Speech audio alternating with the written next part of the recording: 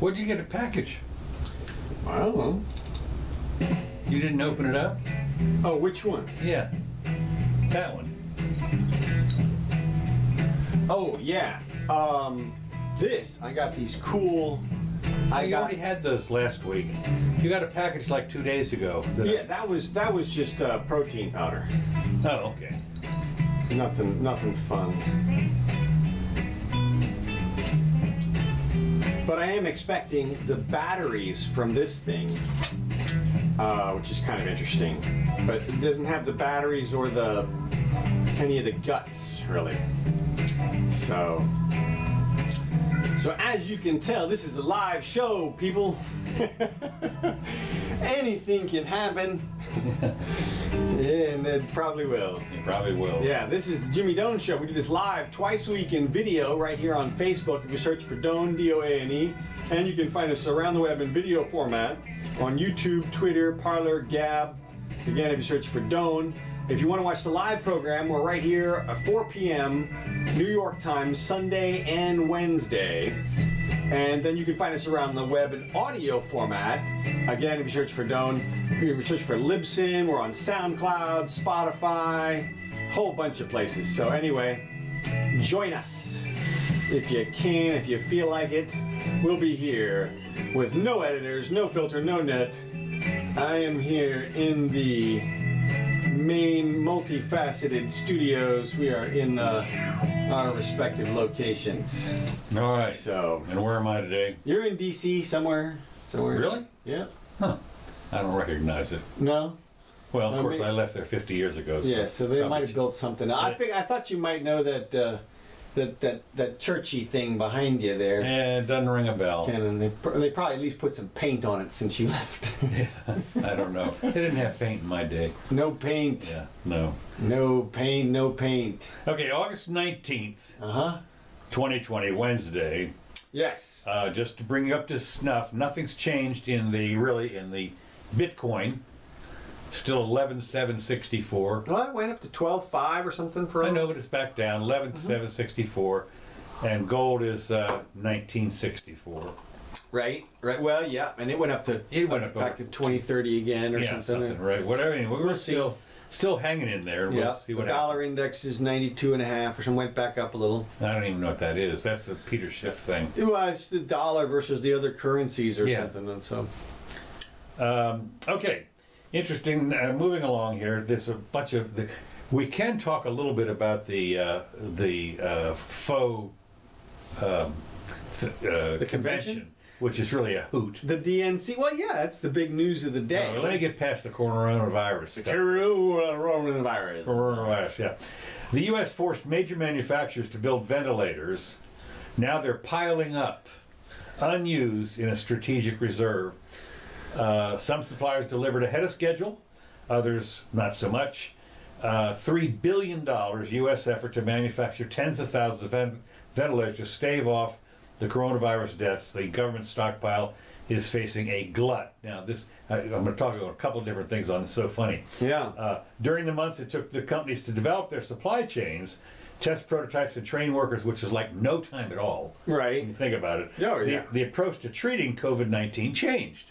I don't know exactly how, but it did. Well, it changed by they stopped using the ventilators. Right. It didn't have to, I guess. Well, no, they've decided that the ventilators may make it worse. Well, whatever. That's what they said here. The misalignment of the availability and need for ventilators shows that the medical understanding of and response to the coronavirus has moved faster than the companies can adapt. Now, two things to consider here. I mean, very amazing. First of all, it's not at all surprising that the government ends up with these monster surpluses. We've got warehouses with corn and cheese. Yeah, well, we know that when the government's running the supply and demand situation, there's going to be overplay everywhere. I mean, we're not talking about efficient companies. No. We're not talking about logistics. Well, they're pretty people. efficient in producing this stuff. Well, no, what I mean is the logistics companies that would normally be involved in the distribution and the sale and the repurchase, the middlemen and all those people, the entire industry that's evolved around medical equipment. Yeah. That's not who we're dealing with. We're talking about Kodak making some of these things Right. because the government wrote them a big fat check. Right. And now they're coming in and you've got some guy who's, a low-level clerk or whatever, not the best person in the industry at logistics or whatever. I mean, Right. that's just what you buy when you get the government involved. They can't take over the industry. Well, it's interesting. What I think about Everywhere. is, of course, they were talking about this is a war. We're on a war footing. Well, no, that's what they said. But when you think about what war is, it's always this is the way. When you look at the movies about wars and so forth, and the supply logistics, I mean, we had hundreds of thousands of airplanes, tanks, everything, and all. And that's the army that has a standing logistics department. Right. They're supposed to, and the idea that what they, and I understand, an ideal war would be where you line up against the Ruskies or somebody, and you have one more bullet That is necessary. and then it defeats it. No, what you end up with is just mounds and mounds and mounds of surplus. Right. Which is fine when you're in war, and we would expect. But this is the same kind of look, they're war going against COVID. Well, they're going to use those ventilators at some point. The good news about it is that that's not a piece of medical equipment that's just going to rot somewhere. They'll eventually distribute. Well, they're them going to around. sell them. Yeah, that's what I mean. Let's hope. Let's hope that they actually sell, but not totally at a loss. I remember. Oh, yeah. When I was growing up. It'll be totally at a loss. No, I really was. When I was growing up, and this is in the 50s, and I just got my ham radio license. And one of the ways you did things was you went down and you got these really nice, they're still all wrapped up and everything, radios, receivers and transmitters that they used in the Second World War. And they could be converted for ham radio use. Oh, nice. They were like $6, and or even less than that.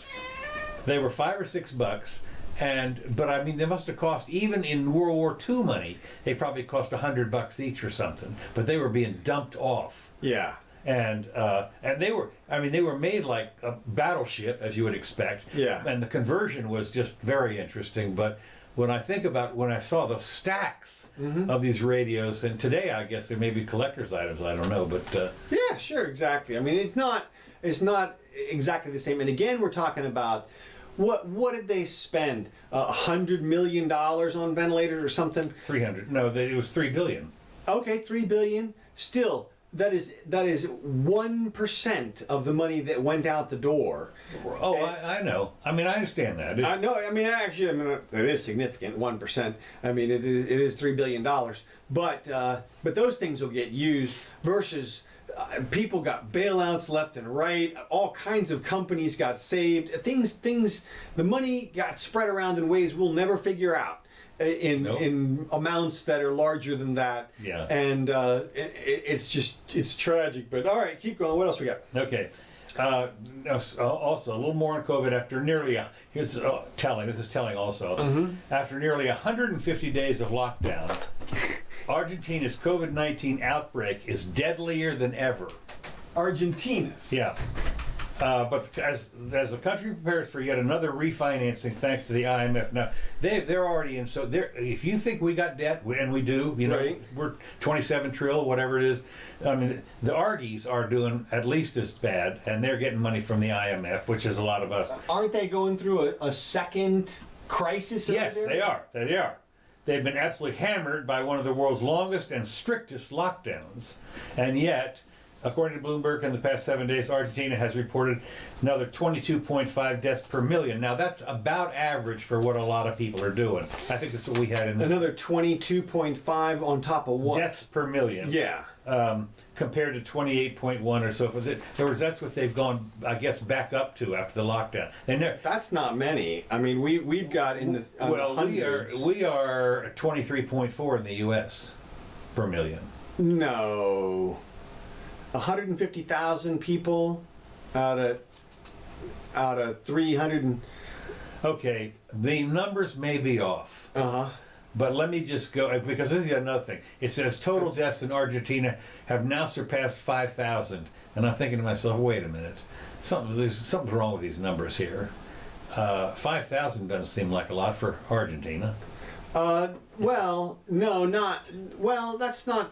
That's about right, actually, because Argentina's population is about 10 million or something. This is at least that. let's see. I mean, I meant to look it up, and I didn't. What I meant was, the reason that I'm bringing this article up was for one reason. It says the deaths and weariness of the Argentina quarantine, which has crushed the country's economy while doing little to staunch the virus spread, has spurred protests, as you would expect. Right. After 146 days of lockdowns, the government is facing pressure to reopen entirely.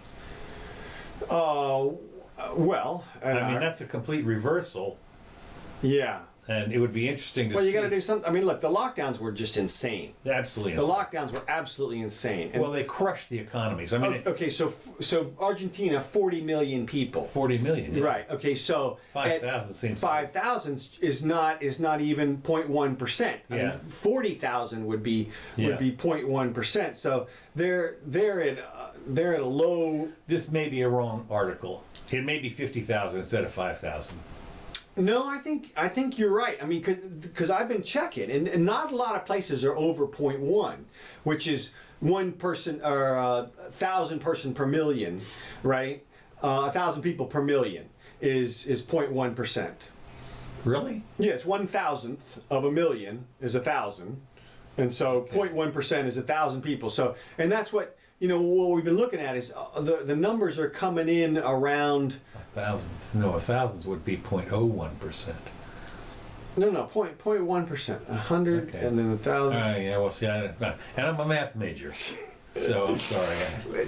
So there's a couple of states in the country that have over 1,000 per million, like New Jersey and New York and Connecticut.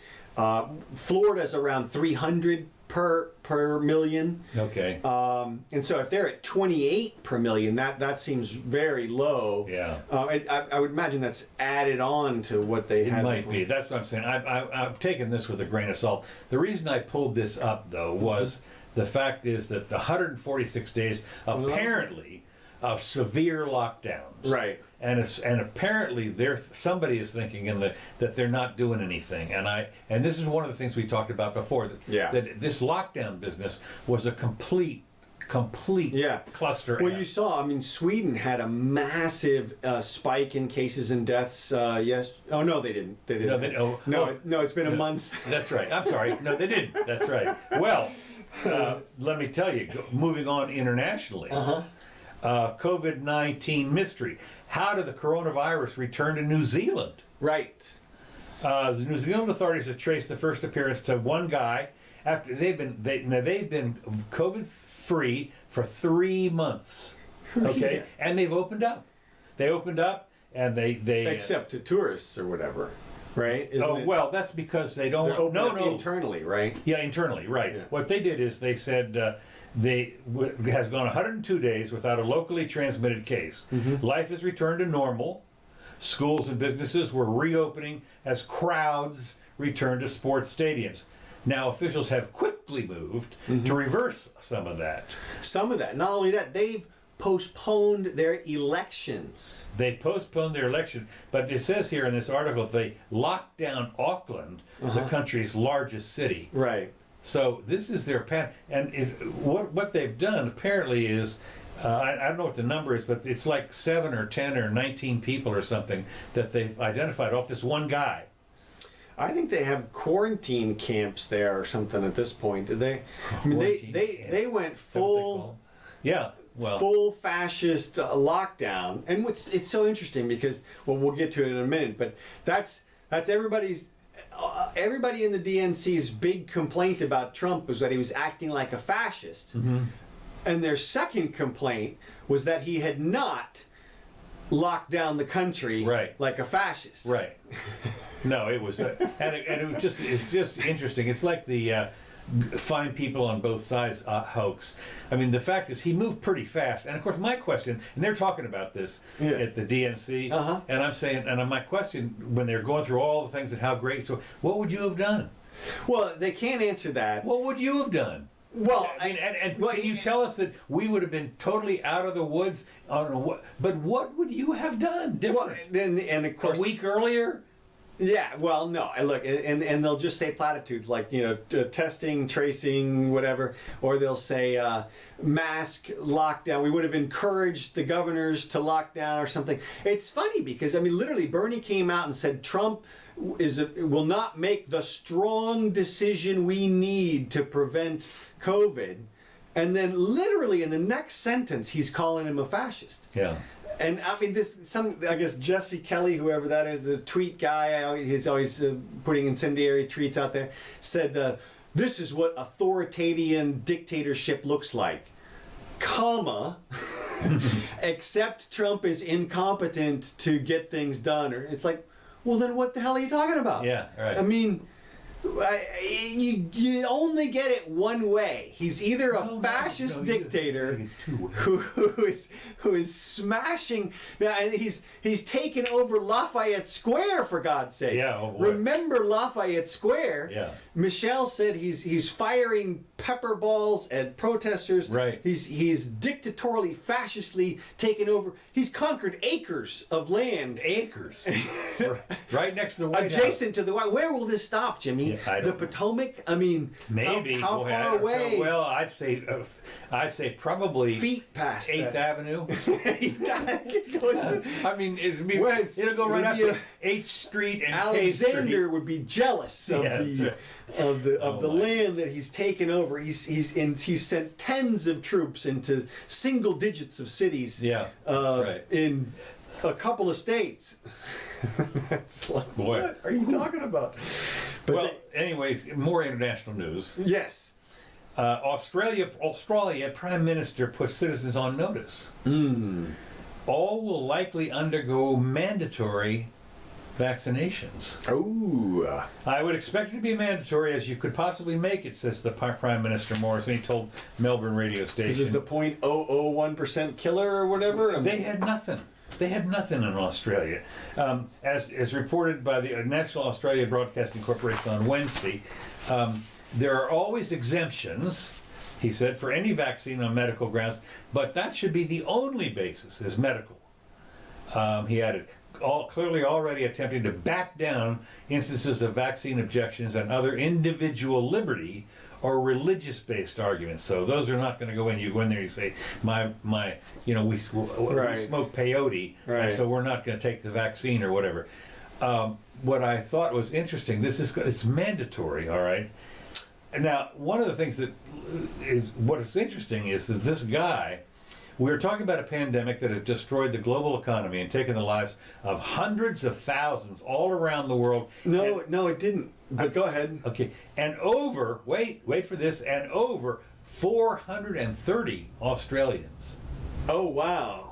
It's wiping them out. Wiping them out. You talk about, that's going to be, for the next thing you know, it's going to be the indigenous, what's the indigenous population there?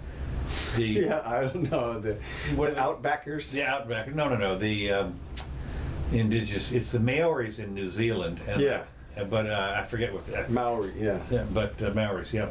At any rate, they've reached a deal with the Swedish-British pharmaceutical company AstraZeneca to purchase a promising vaccine currently under development. Morrison described... It's promising. Yeah, it's promising. And you're going to get... Plans to manufacture as soon as it clears clinical trials, and the drug will be free, but you got to take it. Mm-hmm.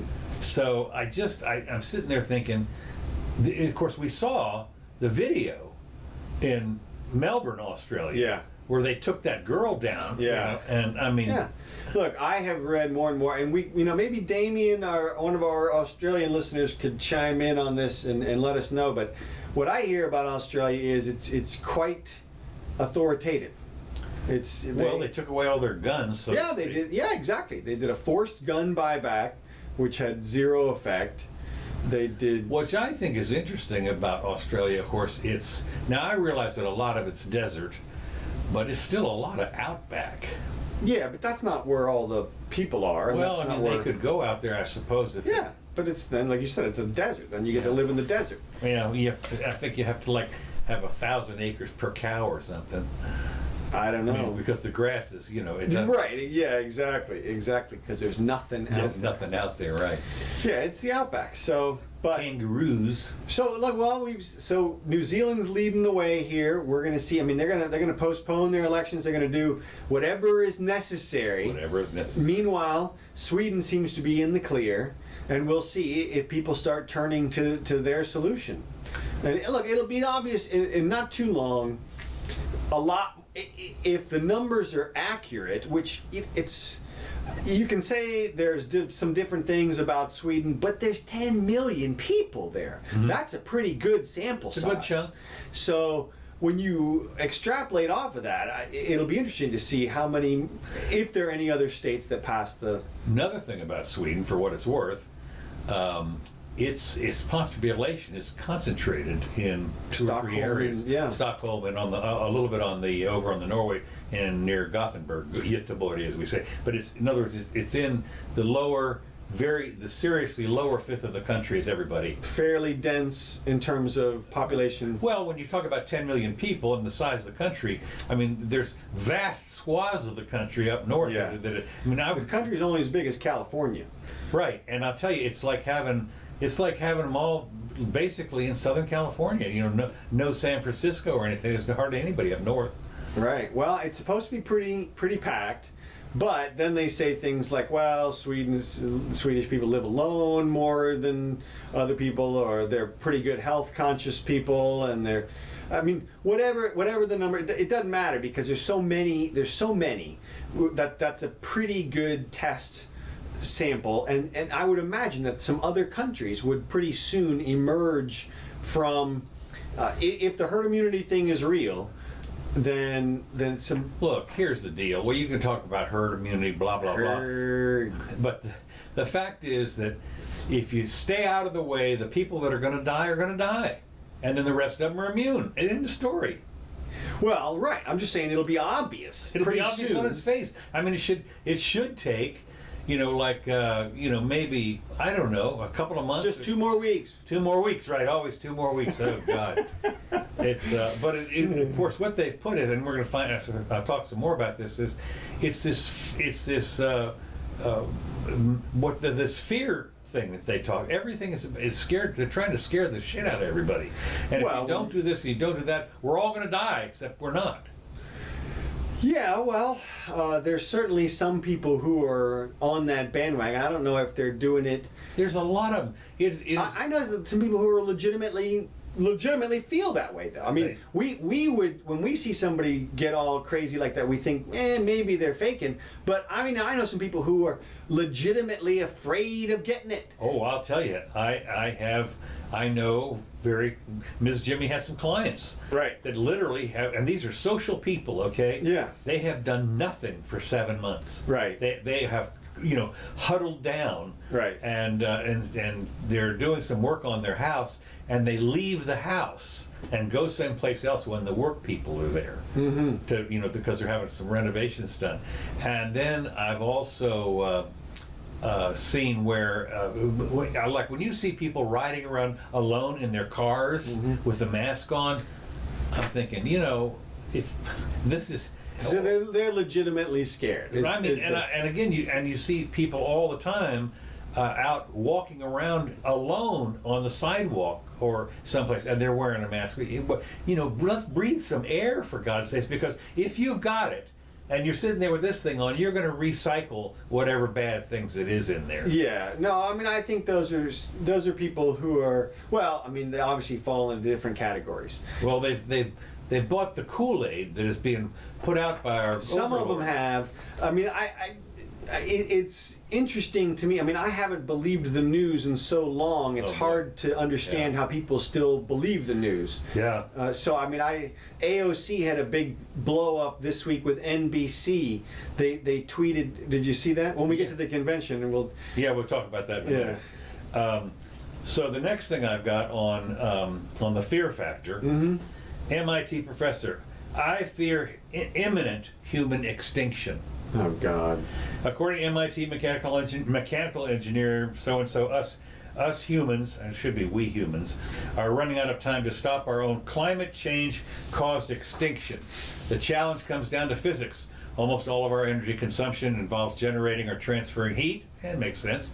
Coupled with the greenhouse gas emissions, Henry warns that we are very near to the point of no return. Now, we've been near the point of no return. I don't know how old this guy is. Well, is he claiming that the humans are heating up the globe because whenever we use energy, we add kinetic energy to the Heat. earth, Yes. and that doesn't dissipate fast enough because of the greenhouse gas? Right, exactly. Oh my God. So this is a guy who's an MIT physicist, Right. Henry warns that we're very near to the point of no return that would send us on a path towards inevitable destruction of the climate and ourselves. And I'm sitting there, this particular cry wolf thing, I mean, why is this an article? Why am I bringing it up? Well, yeah. It's been this literally for 50 years. Yeah, well, I think we're in this a strange place academically that you and I have never been in before, and that is where it appears that all of the peer-reviewed scientific literature is now basically the same as any magazine article, in that it's just there for sales, it's just there for some sort of monetary gain, and unless you pitch the right thing, you're not going to get published.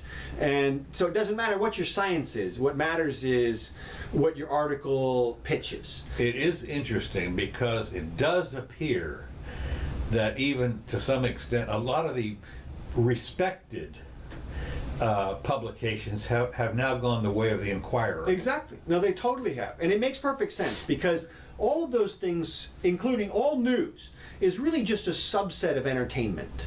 We get the news from it, but the concept was to entertain you while we sell some ads.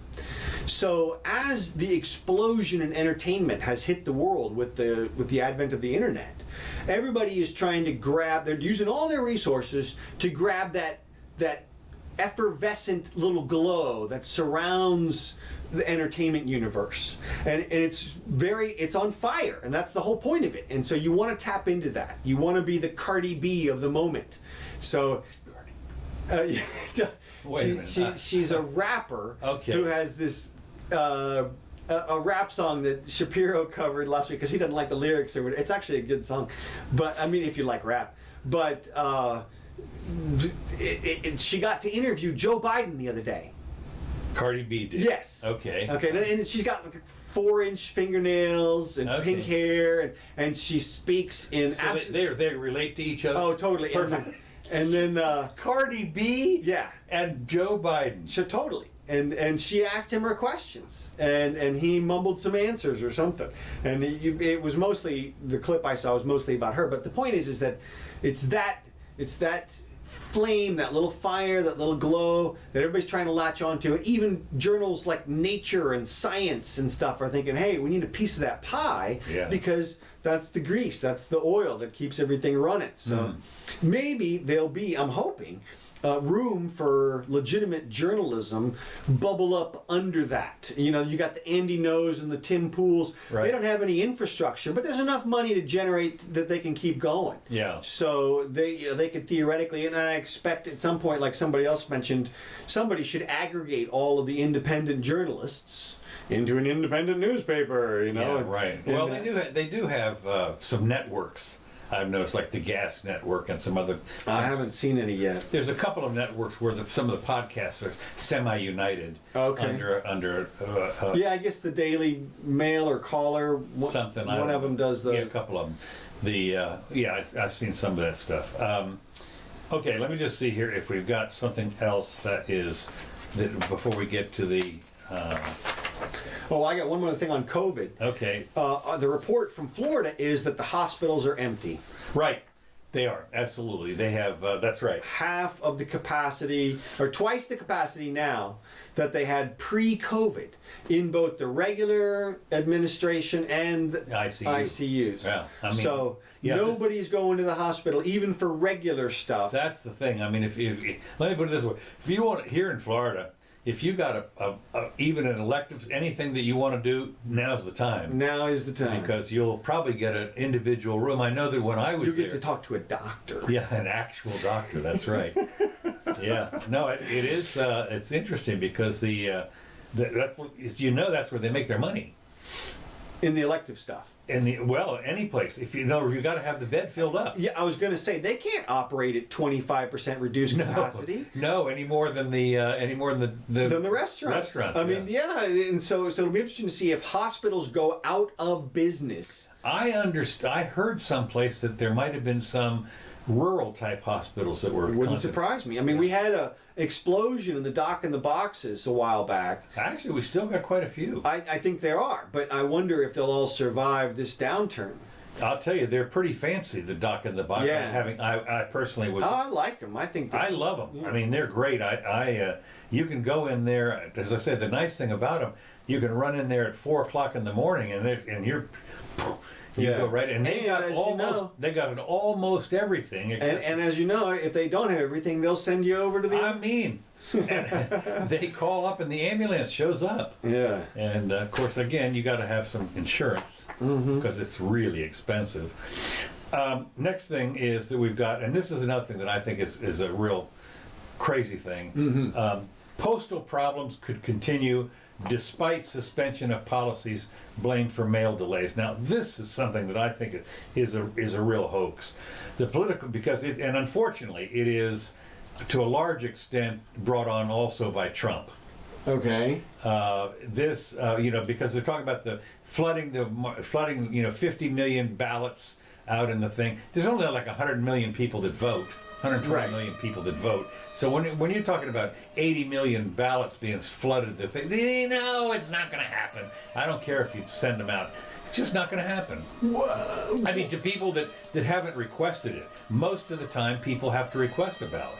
Yeah, well, I mean, no, even if they flood the whole system, the fraud should be the same on both sides. Not only should it be the same on both sides, and of course once that happens, but here's the deal. We are still like eons away from the election. Right. And the Postal Service has come out and said, I don't know if we're going to be able to make it, with the flood of this and the flood of that. Everybody seems to be laying groundwork. To me, all that discussion about the post office is just laying groundwork to contest the election. I agree. And to file the second impeachment. I agree with you. And that's the sad part. But I mean, the fear factor here, if you want to call it, is that somehow your vote is not going to be counted. But who doesn't know that?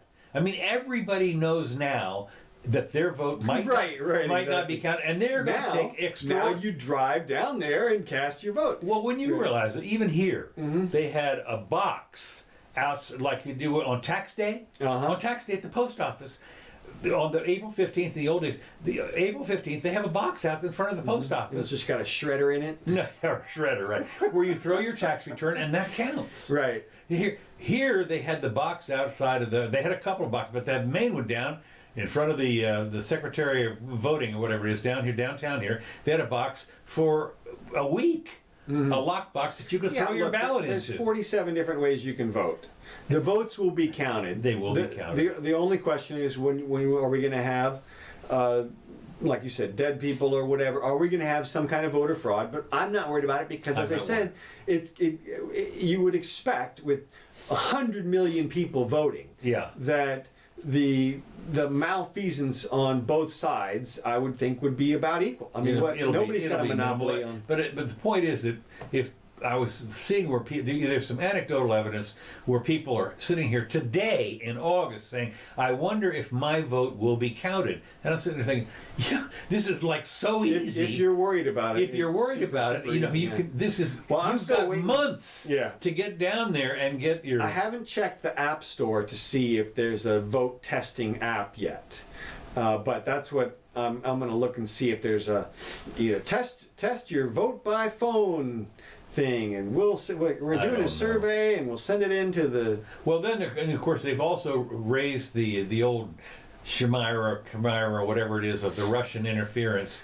Yes, Russia. Russia going. Well, the Senate panel came out and said that there was definitely Russian interference. Yeah. Well, and now, I read a little bit of it. Okay. Characterizations everywhere without specifics. Okay. They would say things like Paul Manafort, due to his unparalleled access to high security information is a threat to intelligence. It's like, what the hell are you talking about? You know, just say what you mean. Was there something in particular? And the answer is no. It's just all vague characterizations about what might have been. Or they would say things like, the Trump administration embraced the help from Russia. Well, what do you mean exactly? Did they get something? You know, we're talking about the meeting in the hotel. What are you talking about exactly? Well, how did they embrace it? You know, whenever they use some metaphoric word like that, and then they're like, and the Trump administration expected help from, expected to be helped. Really? Did they? Are you sure about that? Yeah. Like, are you sure they didn't expect to not be helped? Are you sure they didn't expect to have to fight the outcome? Or, I mean, and when you say the Trump administration, who are you talking about in particular? Everybody? I mean, the campaign manager? Trump himself? I mean, do they all have the same expectation? Well, of course, it's just the implication there is just well, terrible. of course, all this is from this is all pre-16 election. Right. The report. I mean, we're talking about back in the day. Right. And of course, and if you knew, you know, you could certainly supposedly take some moves to not see that happen this time around, you would think. Well, no. Well, look, as you and I have said many times, there's going to be interference because that's what governments do. That's what governments do. They've been doing this forever. I mean, I flash back to some episode of 007 James Bond. I think it was like Cannonball or something, where and he's on the boat with the other Russian agent, and they're talking. You know, like there's a moment of peace between them for whatever reason. They don't have bullets or something, and so the Russian agent's like, well, you know, every day your government becomes more communist and mine becomes more capitalist, and you know, we're just here fighting the fight here. That's all. And it.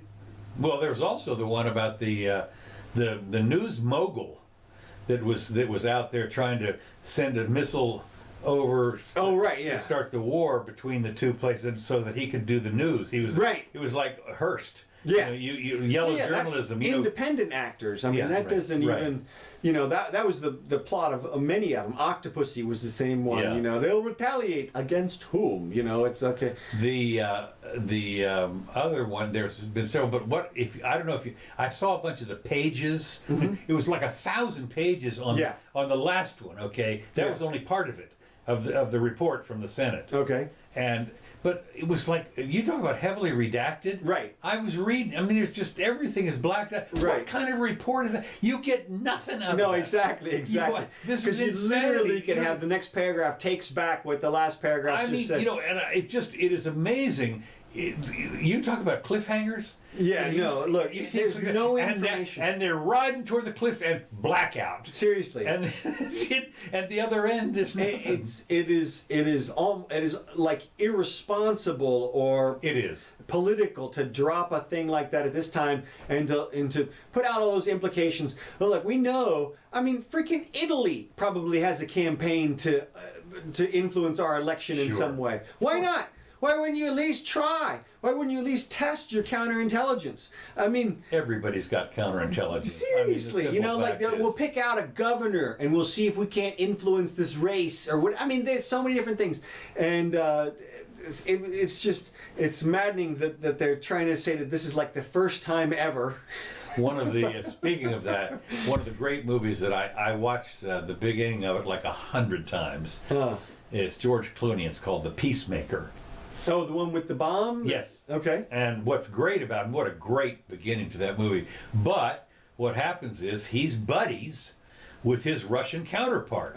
And he goes over, they fly over to Vienna and they meet someplace to talk about this, you know, what's going on there. And these people are, I won't call them low level, but they're high up in the spy department. Yeah. But it's just interesting when you see time after time, they meet at the bridge thing. Right. And I remember the one with, another one was called Hopscotch. With Walter Matthau, and he knew his buddy Yeah.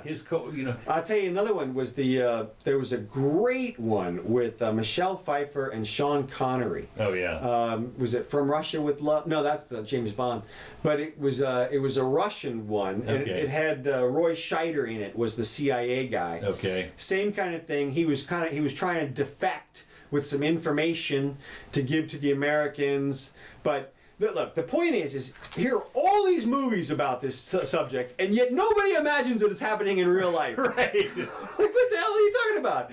Of course this stuff is going on. Yeah. And so, to try to blame it on one or another administration is just... Well, yeah, it is. It is just really a riot. So anyway, I just thought that it was interesting that the big deal, of course, that we've talked about debunking.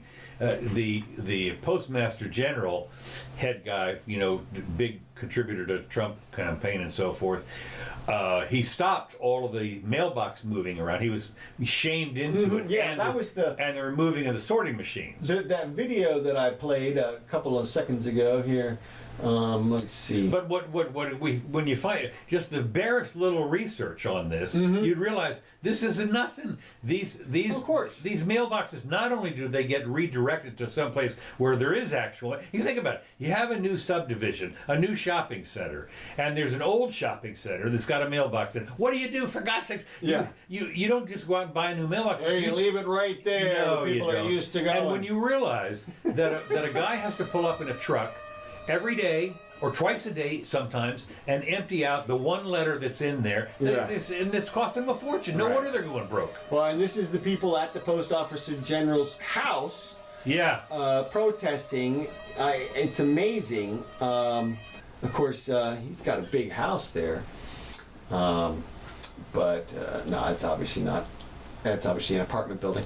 But that's one of the conspiracy theories. And man, they trotted that out like it was just a reality. Like Yeah. Trump was sabotaging the post office. That's right. Like he just made that call. He just committed treason. Right. And everybody he talked to. Somebody did call it treason. Of course it would There be. was- It would be treason Right. if you were actually doing that. Well, somebody on the floor of the Congress, I'm probably on the House, said that they considered it treason. Now, it does turn out that you are immune. Talk about qualified immunity. You're immune on the floor of the government when you say something. Well, that makes sense. Yeah, no, it does. You can say anything. No, I mean, look, if somebody were legitimately trying to suppress votes like that, it would be treason. But you cannot. If you imagine that all the people down the line that would have to be involved in that are all willing to commit treason, which is a death penalty offense, Yeah. in order to help their buddy Trump out. You're crazy. I mean, it's just not what's going on. I mean, I knew that story was fake right when it hit. But Yeah, no. all right, what else we got? Okay, the next thing I've got is locally here in Florida. Uh-huh. I don't know if you know this girl, Laura Loomer. I've heard of her. She's the one who chained herself to the Facebook. Oh, Didn't she did a whole lot of stuff. Okay. I think that was. I don't know if she did that, but I think that was her. I don't know if that was her or not. She was, but she's a right-wing commentator, and she won the GOP primary against 4 other people down south in Mar-a-Lago district. Yeah. Now I hear that's a safe Democrat district. Which Yes, it is. It is. But maybe she beat out all the Republican people. Mm-hmm. Now the thing about it is the media hate her, and she was. And she may still be banned from Twitter and Facebook. Yeah, I heard she was. She was, at least for a while, if not still. But it was for something, they told her about racist. I was going to say she's a horrible racist. Yeah, she had. No, yeah, So she had something to say about one of the Muslim senators. Called her an anti-Semite. One of the squad. Right. And so they banned her. Banned. Yeah. And so anyway, I just what I need to do is to get the clip from Night Shift. Right. Where Michael Keaton comes in and Why says, didn't you ask me? I could have pulled that up. I can have it right now. They banned me. I was winning too much. We'll they have it banned next me. time. Okay, we'll have it next time. What a great thing that is, Michael Keaton. Can you tell the Love movie broker. fans here. Right-wing commentators supported. a right-wing commentator supported by Roger Stone. Okay, so what? And Alex Jones. Yeah, okay. They pick out. Supported by white supremacists. That's right, white supremacists and the devil. That's right. The devil. He threw in Lucifer. Yeah, that's right. Defeated 5 opponents in the Florida Republican primary Tuesday in the congressional district that includes Mar-a-Lago, and she's been supported by Trump. Yeah, well, it doesn't make any difference who you're supported by. It's Laura Loomer says she's going to face 4-term Lois Frankel. Like you have any control over who supports you. Yeah, and no, why. that's right. No, I mean, they do that all the time. They're always like, oh, so Trump supported by the KKK endorsed him. And yeah, he didn't disavow their endorsement. Okay, David anyway, Duke said. Anyway, this guy Frankel, Lois, has ran unopposed 2 years ago, and easily defeated the primary challenger and so forth and so on. Frankel will be the favorite in the heavily Democratic district that covers a swath of Palm Beach and Broward counties, which is all. But anyway, yeah. So she was banned from Twitter and Facebook in 2018 because it was Ilhan Omar. She had something to say about Ilhan Omar. So it's going to be interesting to see what kind of a battle does go on down there, because she's attractive, she's young, she's about the same age as AOC. Mm-hmm. And maybe Trump will put some money behind her. Look, the districts down there are pretty safe. No, they are. But it'll be again. It's one of these things. They are until they aren't.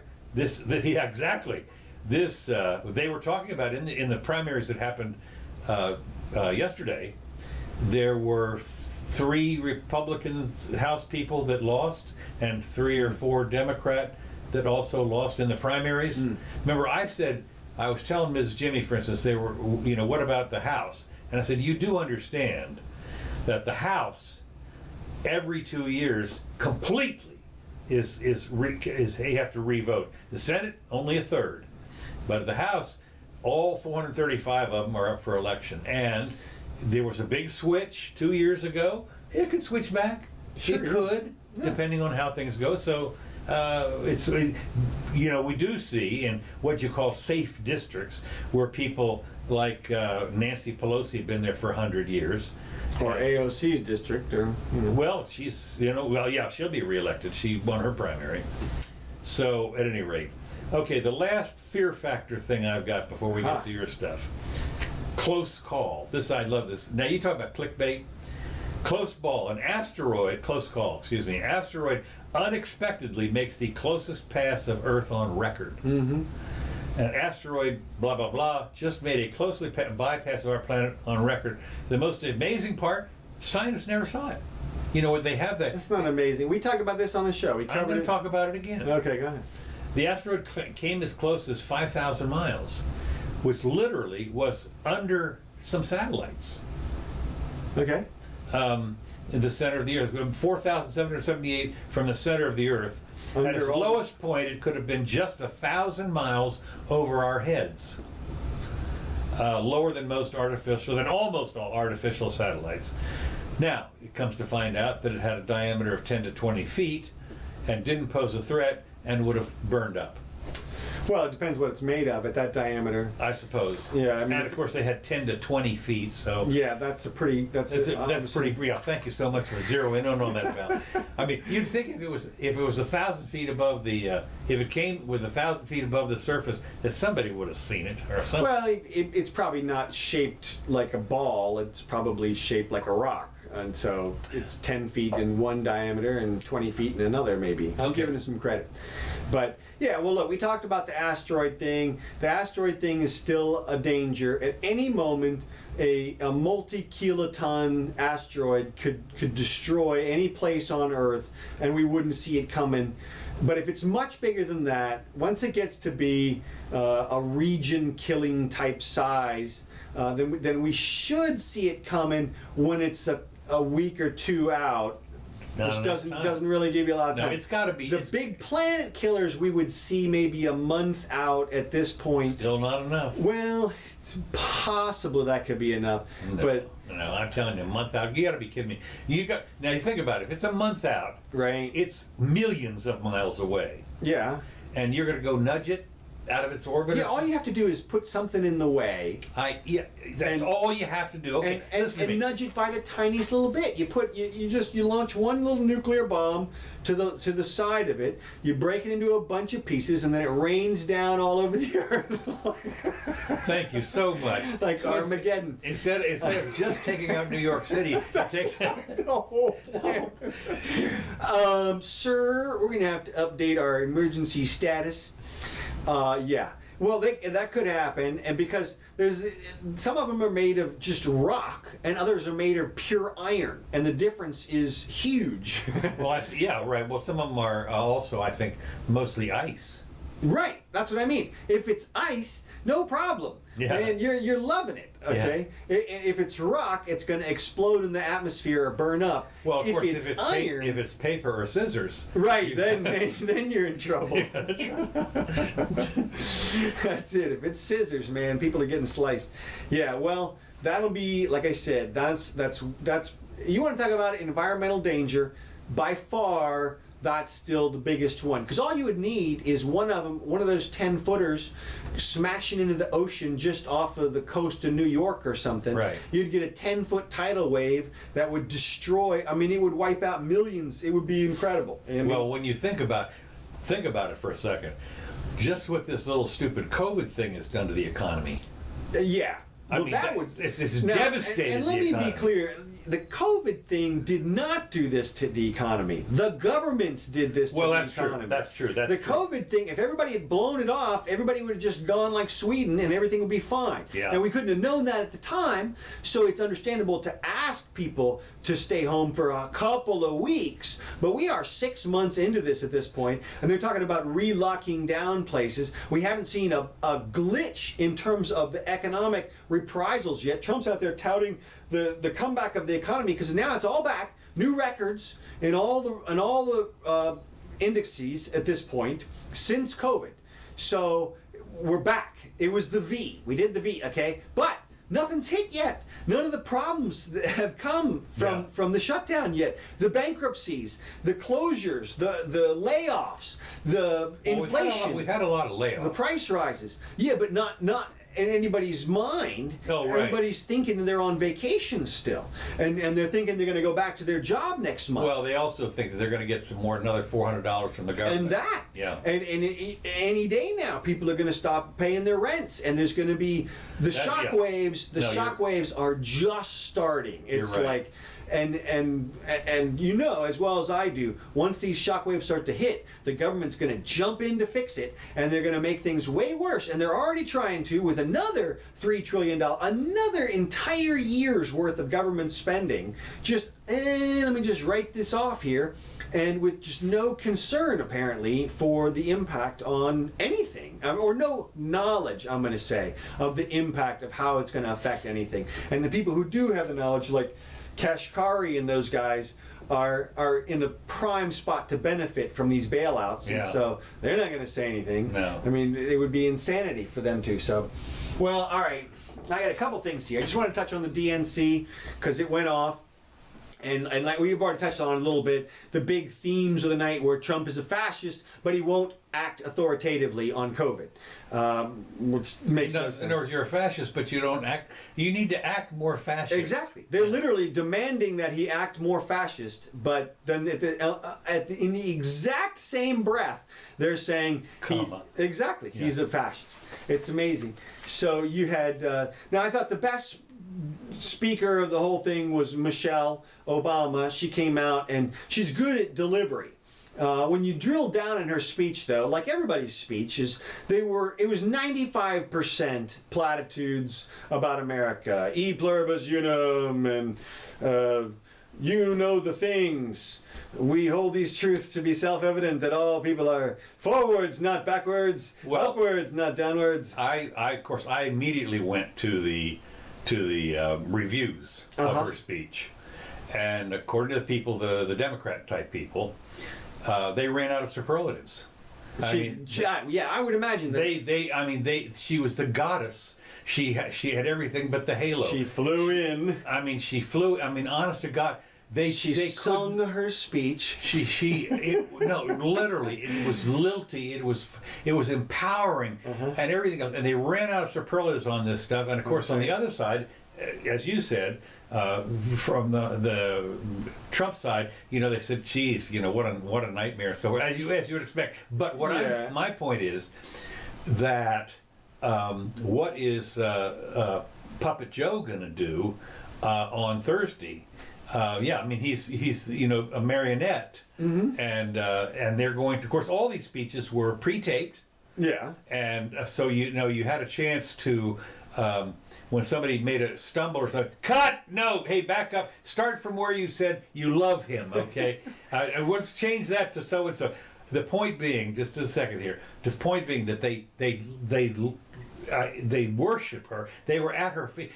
She could do no wrong. And I'm just wondering, when you have put her on that pedestal, what is Joe going to say? He's going to say, bye-bye. Yes. I'm handing this baton off to Michelle. Well, he is going to, of course, you can imagine that. Now, what they're probably doing is, you know that they're in the script writing room, and they're taking the pulse of the nation after all of this stuff. Yeah. And so they're rewriting his speech probably, moment by moment. Well, the fact is that the nice thing about taping it is that you can, with some good editing, he can tape it over a day or two. Oh yeah. And green screen, whatever it is. He's wearing a different tie.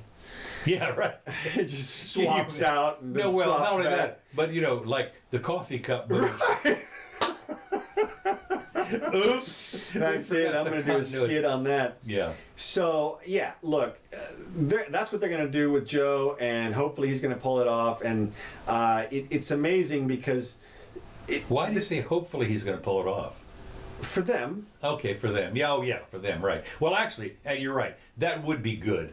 Because if he obviously, has a stroke. If he can't do that's what they're kind of expecting here. You have lunch with Hillary beforehand, and then... Yeah, right.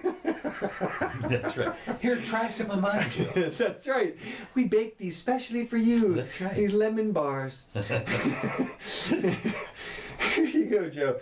Yeah, I'm still kind of. I wouldn't have been surprised. It's so funny because I tuned into the speech at different parts. The DNC, I would fast forward through. Sure. And I fast forwarded up through AOC's part. Now AOC, I don't know if you know, but she endorsed Bernie. Yes, she did. And she was supposed to and everything. Yeah. But when I saw it, she nominated Bernie. Right. Well, no, she seconded the nomination. Oh, whatever, yeah. Yeah. So, but when I first saw it, I thought, oh my God, they're doing Bernie instead. Like they're doing the old switcheroo right there. Like she was the first one that I watched, and then I realized, oh, okay, never mind, blah blah blah. So that it was funny because I honestly thought for like a split second that they were going to rug pull Joe at the convention. Exactly, just right out from under him. But.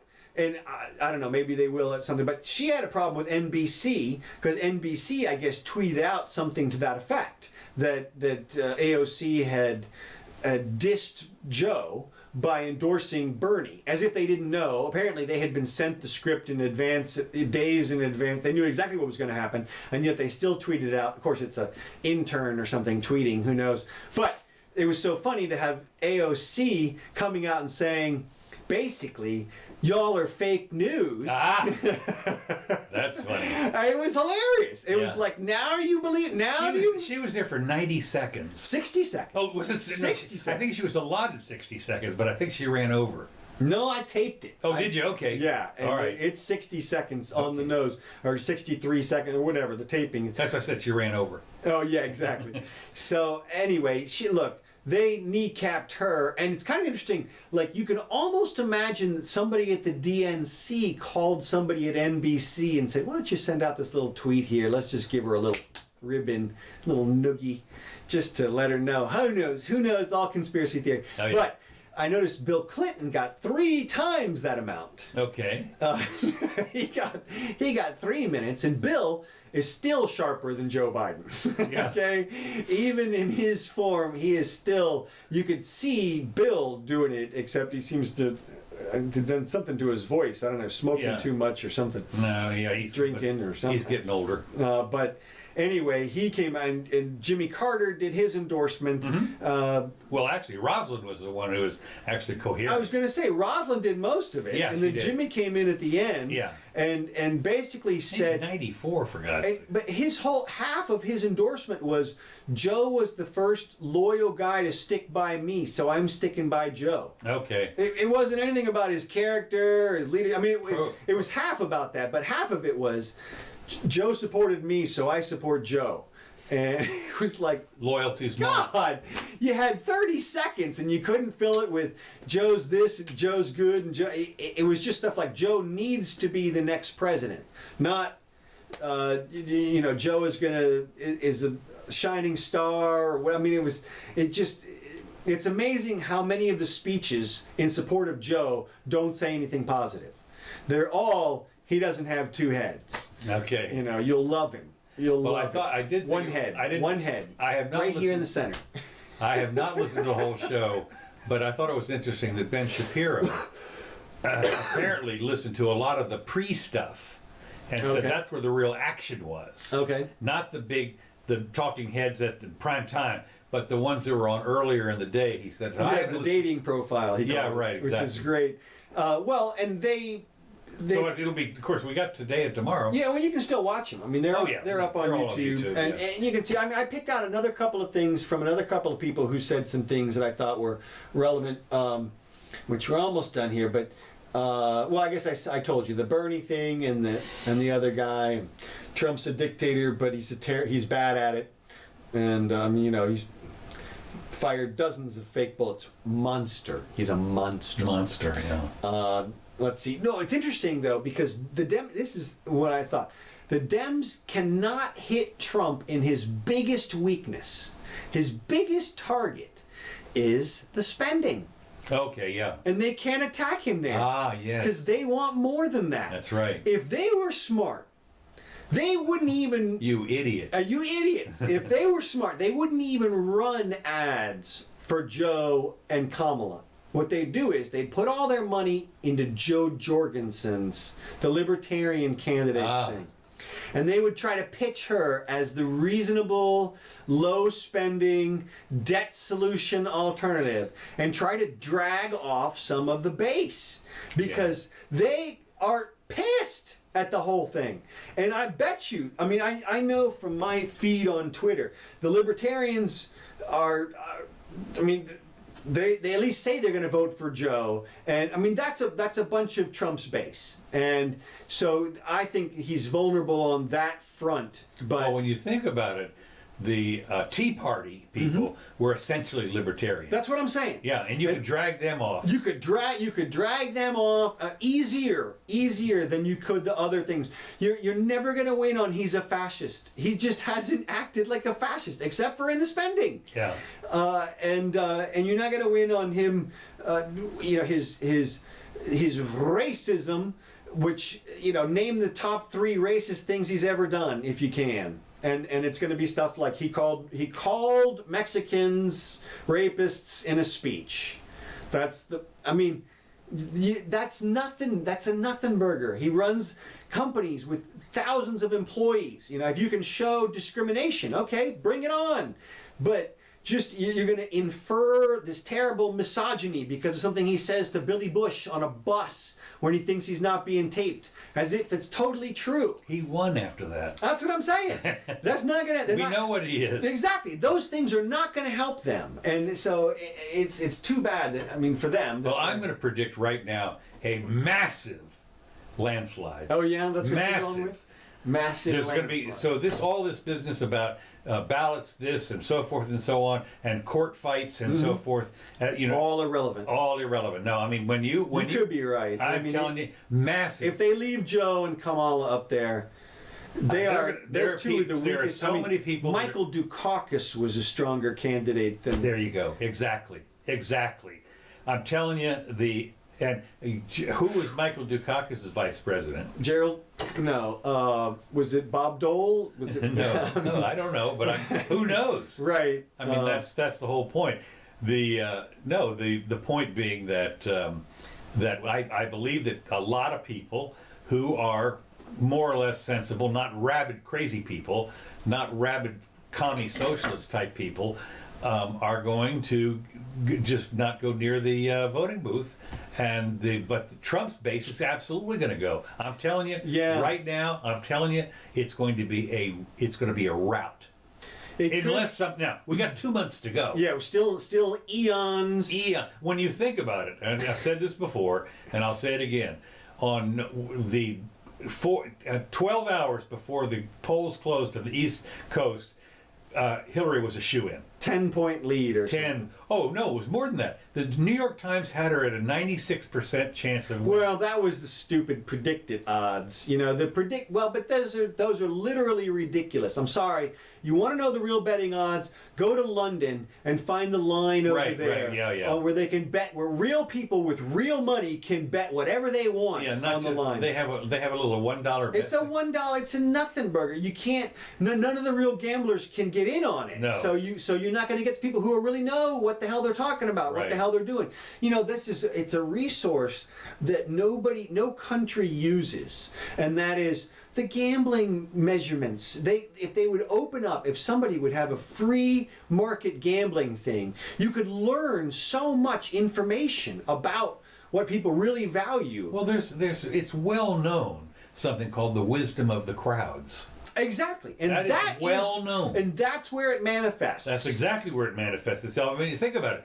When you go to the dog races, the horse races, how often does the favorite win? Lots of times. Lots of times. It is shocking how often the spread will match. I mean, those guys are good. They're making their money. They're making their living. You can watch 11 races or however many at the dog track and not see a single long shot win.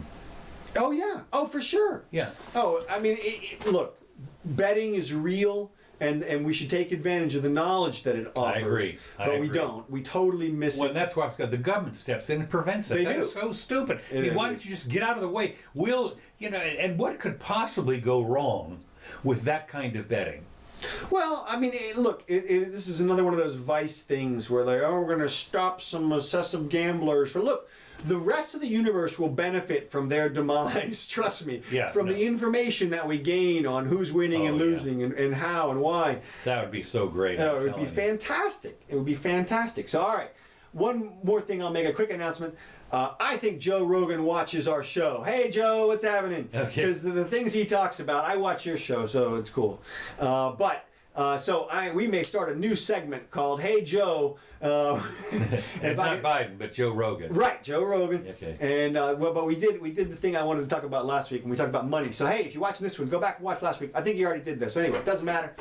Because our number of views is screaming towards triple digits. Screaming towards the hundreds. That's it. We had hundreds of. Actually, we're coming up on quad this time around. Yeah, that's be good. If you can believe it. All right, one more little just treat here. Actually, two little treats. I'm gonna treat us to video treats. This is something amazing. I'm just gonna play a snippet of it. Can't you have those lined up better than this? What's wrong with that? That's pretty well lined up. Look, they don't see anything except for that. They don't see that other stuff. Okay. So, this guy, Google sword dance and watch this guy dance around with a sword. It is amazing. He is so good. Hate to get in a sword fight with this guy. So, anyway, there's that. And then, as we go out here quickly, as we go out here, just one thing. Everybody wants to know what I'm binging on these days. If you get on YouTube and start with cuts from Frasier, there's like 1,000 of them, and they're the funniest ones in the world. Niles. Frasier cuts. Frasier cuts, yeah. They're like, anywhere for like a minute long. He was on 11 years. So they... Oh, yeah. And this is funny stuff, man. Niles is hysterical. So, all right, the last thing I got for us here is... This is the... Ocean. This is the landing here of something that Elon launched coming up in, let's see. Yeah. Whoa, look at that. Yeah.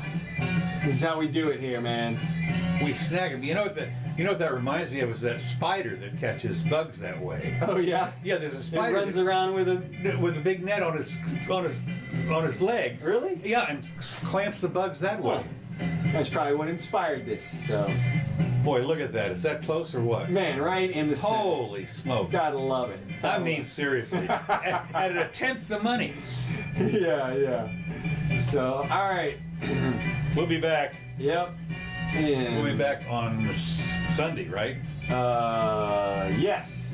So the 23rd.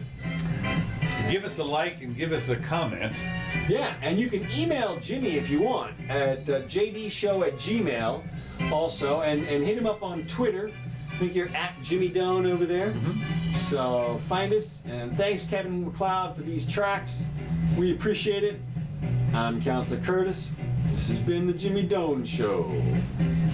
See ya.